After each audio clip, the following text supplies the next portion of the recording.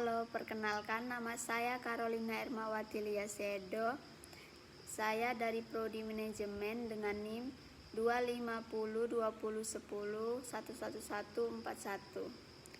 Kali ini saya akan mempresentasikan materi pengantar akuntansi pertemuan 15 mengenai analisis laporan keuangan.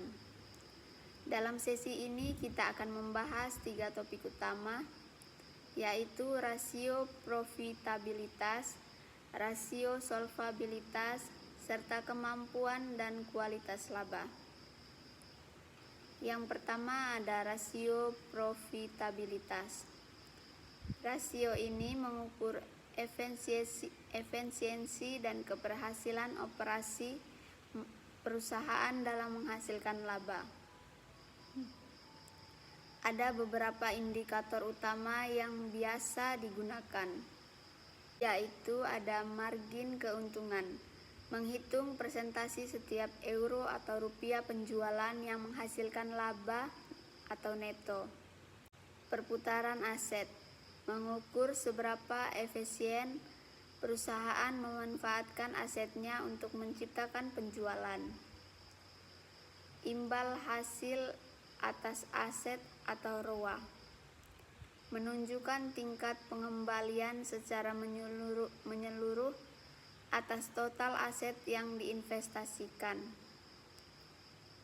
Imbal hasil atas ekuitas atau ROE, mengukur keuntungan yang diperoleh khusus dari sudut pandang pemegang saham biasa.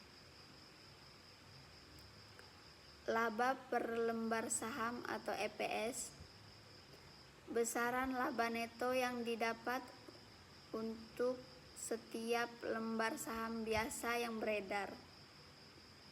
Price Earning Ratio atau PER, mencerminkan ekspektasi dan pandangan investor terhadap pendapatan masa depan perusahaan.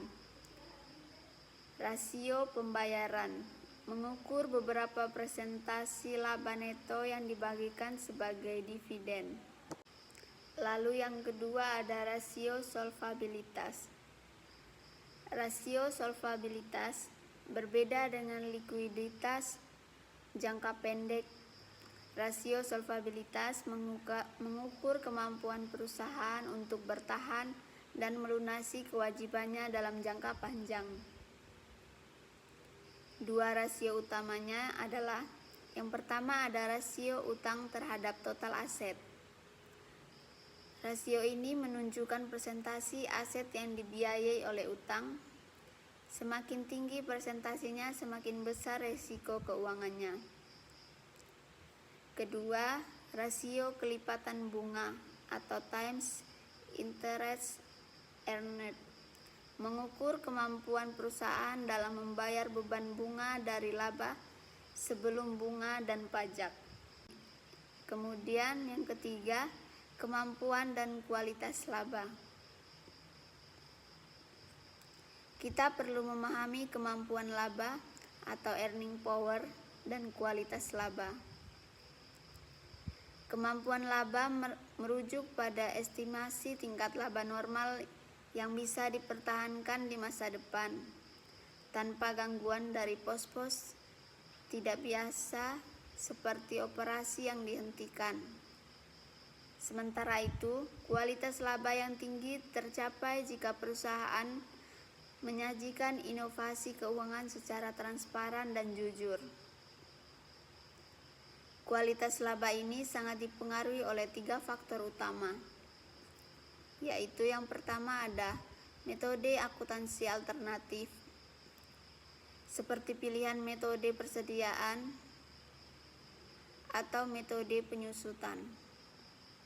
Yang kedua, pendapatan pro forma, laporan yang kerap mengabaikan beban yang dianggap perusahaan tidak berulang. Yang ketiga, pengakuan yang tidak wajar, manipulasi angka oleh manajemen, misalnya praktik penggelembungan penjualan demi memenuhi target pasar. Jadi, kesimpulannya adalah menganalisis risiko keuangan dan memahami kualitas laba secara mendalam sangat krusial agar investor maupun kreditor tidak menyesat dalam mengambil keputusan bisnis. Demikian presentasi saya.